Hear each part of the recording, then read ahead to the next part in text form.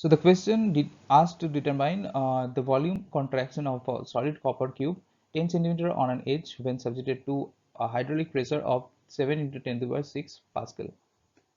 The bulk modulus of copper is Bc, that is equal to 140 gigapascal equals 1.4 into 10 to the power 11 Newton per meter square. Edge of copper cube is smallest, which is equal to 10 centimeter, which is again equal to 0.1 meter.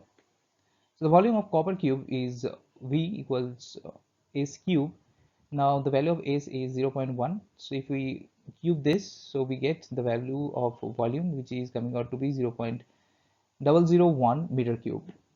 So the hydraulic pressure applies is P, which is equal to 7 into 10 to the power 6 Pascal. From the definition of bulk modulus, we know it is equal to capital P divided by capital V divided by V.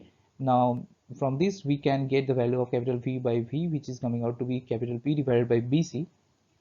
So if we put in the values of P and BC, we get it to be 5 into 10 to the power minus 5. So the volume contraction has such a small value even under high pressure because of the extremely large value of bulk modulus of copper.